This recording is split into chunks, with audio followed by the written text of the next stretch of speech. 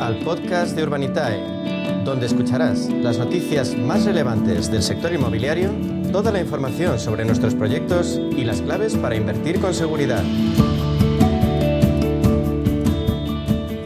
1:20 de la tarde y saludamos ya a José María Gómez Ocebo, director de Relaciones Institucionales de Urbanitae. José María, bienvenido, buenas tardes. ¿Cómo estamos? ¿Qué tal? Muy bien, buenas tardes. Para hablar de nuevo, ¿no? Del sector inmobiliario, y de inversión inmobiliaria y de proyectos y muchos proyectos que volvemos a tener sobre la mesa. Vamos a hablar también de otros asuntos que están, preocupando, que están en la mesa actualidad también del sector. Vamos a hablar de los precios de vivienda, también de cómo se ralentiza la construcción. También vamos a hablar de esta inversión inmobiliaria este primer semestre. Vamos a hacer balance, pero antes de todo eso, como nos gusta así siempre, hablamos de proyectos de futuro y de inversión. Estáis con 3 proyectos, lo hablábamos la semana pasada, ahora mismo en el escaparate, con una oferta también muy diversificada entre España, Italia y Portugal. Vamos a comenzar, si te parece, por aquí, por nuestro país, por España, porque hay un proyecto muy particular que es de comercial real estate, Lavapiés.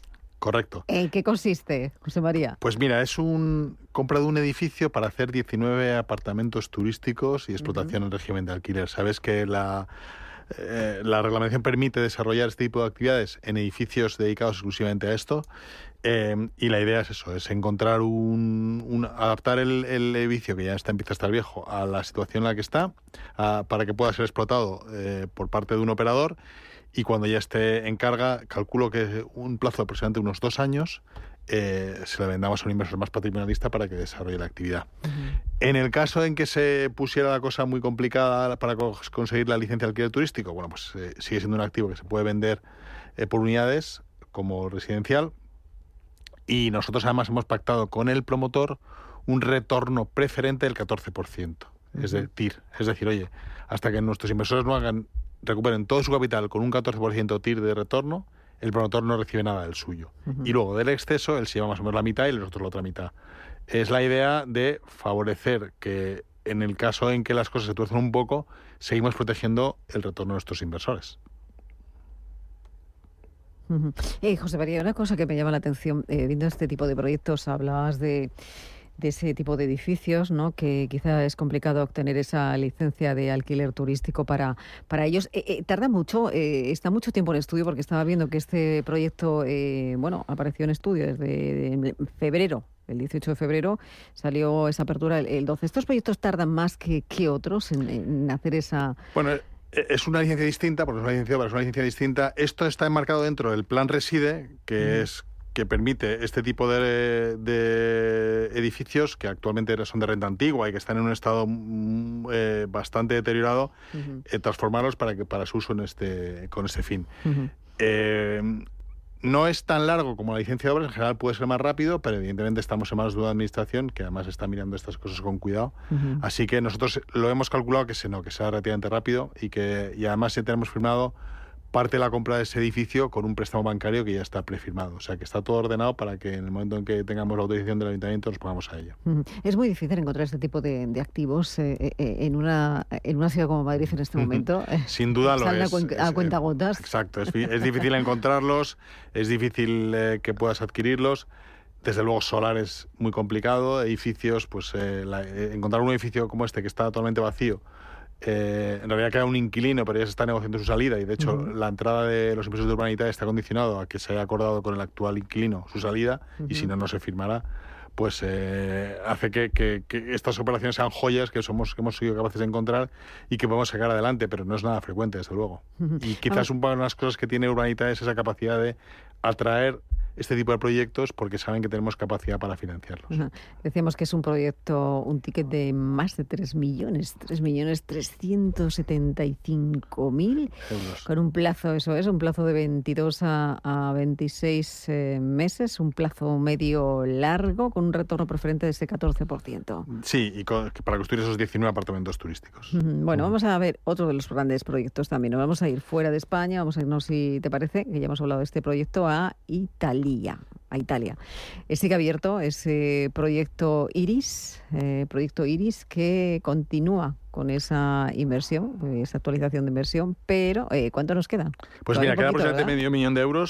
Es un proyecto en la zona que se llama Busto Arsizio, en el Gran Milán, en la zona de Milán, para construir viviendas de branded residence, o sea, de residencias de lujo para un perfil de comprador de alto poder adquisitivo, en una zona que es precisamente de las más ricas de Europa, con lo cual ahí tenemos mucha comodidad. Y de hecho, la relación entre el valor del préstamo y el del activo sobre el que está hipotecado es por debajo del 20%, así que estamos súper holgados.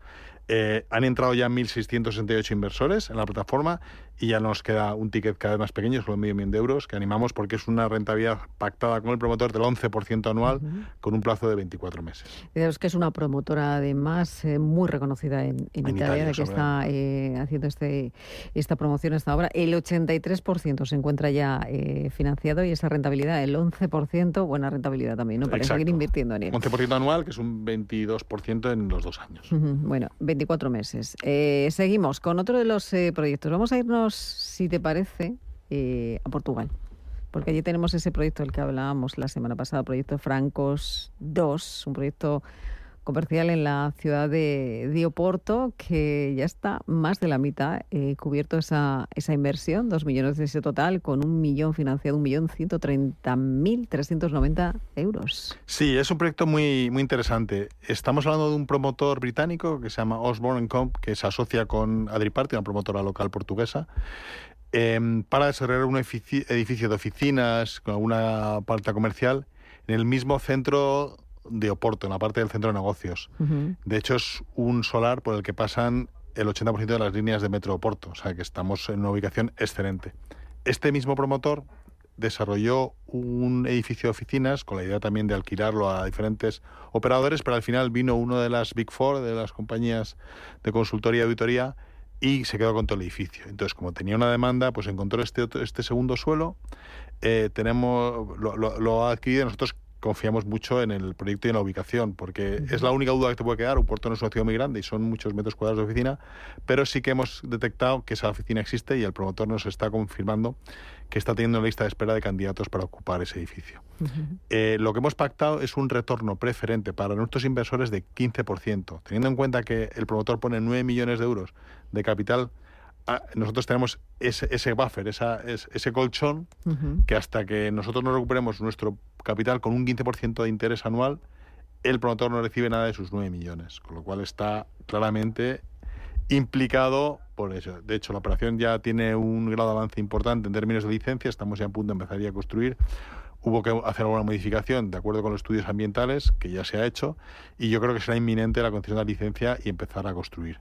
Así que todo encaja para meterte en un proyecto que, insisto, la rentabilidad que nosotros hemos estimado es un 15% anual preferente y, por tanto, muy atractiva. Es uno de esos proyectos de los que cuando miras los escenarios, todo el escenario es favorable. Exacto. En este caso. Sí, porque estamos muy cubiertos. Al final es casi una deuda disfrazada de equity. Entonces estamos con... Es verdad que el exceso solo nos llevamos el 10%, pero en condiciones normales es una operación que tiene que salir muy bien. Bueno, vamos a hablar también de actualidad y del mercado después de esos 3 proyectos que hemos desgranado. Por encima, que quien quiera tener más información puede acceder a la página de urbanitae.com, entrar en ellos, pues darse de alta y ver los proyectos y ver si alguno de los proyectos le encajan, de los que hemos contado. Pero también están ocurriendo, hay mucha actualidad sobre la mesa. Hablábamos de esa subida de precios, también hemos asistido a esa subida de tipos de interés. ¿Qué puede ocurrir? Porque es una medida que podría quizá ocasionar una caída en el 5% de compra-venta, según alguien decía. Sí, no ayuda. O sea, la subida de tipos de interés evidentemente reduce la capacidad adquisitiva de los compradores, dado que el coste de financiación de sus compras sube y al final todo el mundo compra apalancado, compra con hipoteca. Si la hipoteca sube, pues el esfuerzo que tiene que hacer es mayor. Y ya estamos en esfuerzos límites para la compra de vivienda porque, como hemos comentado varias veces, los precios están caros porque los costes están altos. Y precisamente es donde los costes donde vemos una ventana de esperanza. Si efectivamente se confirma la tregua y, por tanto, la reapertura del estrecho de Hormuz y, por tanto, se reducen las incertidumbres asociadas a suministro de materiales, costes de energía, etcétera, quizás volvamos a tener un entorno de precios de construcción más estables que nos permita compensar esa subida de tipos.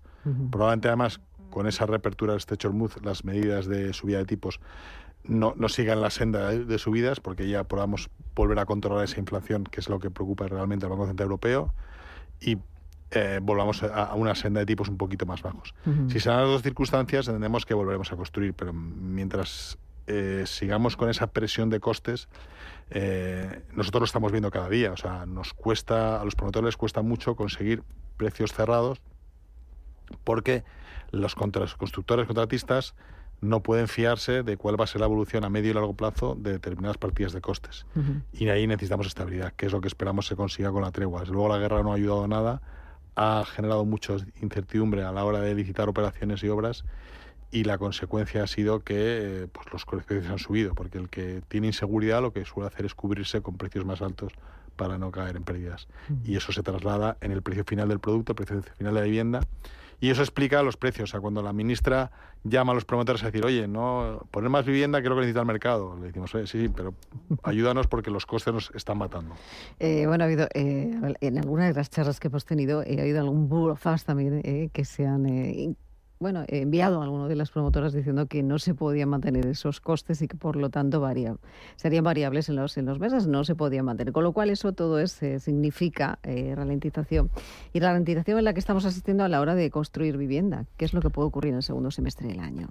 Pues yo creo que estamos todos muy concienciados para que esto cambie. O sea, hay medidas de todo tipo transversales en la dirección adecuada de poner más suelo. En Madrid lo estamos viendo, y yo creo que el nivel de presión de la opinión pública y de los sentidos sociales sobre la necesidad de resolver el problema de vivienda es cada vez más grande. Y como es muy acuciante, y la única solución es construir más vivienda, yo quiero pensar que lo acabará pasando. Pero hoy por hoy, y si vimos las estadísticas de lo que nos ha pasado en 2025, nos hemos quedado por debajo de la de 2024 cuando la demanda ha crecido. Así que no vamos en buen camino. Quiero pensar que ojalá esto cambiemos el rumbo. Ha habido un nuevo llamamiento a los políticos por el tema de la ley de vivienda, que es lo que está lastrando la producción de suelo en este país, donde hay un consenso político, todos los partidos están de acuerdo, pero no son capaces de votar conjuntamente en el Congreso para aprobarlas. ¿Cuánto tiempo llevamos con la ley de suelo? Sí, pero o sea, la misma ley la han presentado el PP, el PSOE, y la han tirado a cada uno por tirar al contrario. Esto no puede ser. O sea, tenemos que, no tiene significado. que poner un poco más de altura de miras y aprobar esa ley, porque es esencial para que todos esos procesos de desarrollo de suelo se aceleren y tengamos más oferta de suelo y, por tanto, más oferta de vivienda a largo plazo. Y fíjate que con todos los factores que hay en contra, la inversión inmobiliaria sigue al alza. Hay un informe de JLL que habla de ese aumento del 50% interanual en el primer semestre del año, en torno a los 10.000 millones de euros. ¿Dónde se está yendo esa inversión inmobiliaria? Pues se está yendo a productos no necesariamente vinculados al residencial. O sea, el sector living en general está absorbiendo buena parte de lo que no se está construyendo en residencial. ¿Por qué? Bueno, pues que al final tienes un entorno menos regulado y somos capaces más de gestionar tu cuenta de resultados invirtiendo en fórmulas como el flex living, co-living, residencias de estudiantes, residencias de ancianos, etcétera. Todo ese mundo está creciendo mucho. Volvemos a tener las ciudades creciendo mucho y las oficinas vuelven a ser destinatario natural de inversiones, y luego la afluencia en centros comerciales, gracias al buen dato económico, también está atrayendo inversiones en línea. Así que todos los subgrupos inmobiliarios están funcionando muy bien y es lógico que la inversión crezca, por supuesto. Habéis financiado, está viendo los datos, más de 280 operaciones a cargo de más de 120 promotoras. Esto todo, casi todo para poner vivienda nueva en el escenario. Sí. Pero si hablamos de cuáles son esos principales problemas, cuellos de botella, José María, ¿dónde se encuentran? Porque estas operaciones, una a una, son muchas operaciones. Sí, hay que encontrar buenas operaciones, buen suelo, buenos promotores, entornos donde haya demanda, etcétera. El gran problema es que la demanda está ahí dispuesta, pero la demanda tiene un límite. La demanda solvente es la que es. Entonces tú tienes que ser capaz de construir a unos precios menores. Los precios tienen que ver con costes, pero tienen que ver también con plazos. Entonces necesitamos que la administración sea ágil, que los costes se muevan y también que los costes sean inferiores, y también la administración de la parte de la fiscalidad puede ayudar un poco. En definitiva, lo que necesitamos es poder poner producto en el mercado, pero producto que la gente pueda pagar. artificial, y los costes no están subiendo por la especulación de los promotores, sino porque el mercado lo está tirando. Y los precios, me refiero a los precios. Los precios no son más altos por la especulación, la de obra nueva, sino por lo que está costando construirlo. Bueno, vamos a invitar a todos a que participen. Entren en Urbanitae. Proyectos, como decíamos, 3 proyectos importantes en esta semana para poder invertir. Estamos hablando de ese proyecto Iris, casi cubierto al 83%. El proyecto Francos 2 en Oporto, con una TIR preferente muy atractiva. 15. Y el proyecto de Lavapiés, de un 15%, y el de Lavapiés también, un TIR preferente del 14%. Pues que se animen, ¿no? Pues claro, ahí está. Ahí estamos, que entren, ¿no? Que vean toda la información y lo puedan ver. Y que sigan viendo los escenarios. Me encantan los escenarios. Eso. José María, un placer como Igualmente. siempre. Muchísimas gracias por acompañarnos. Adiós.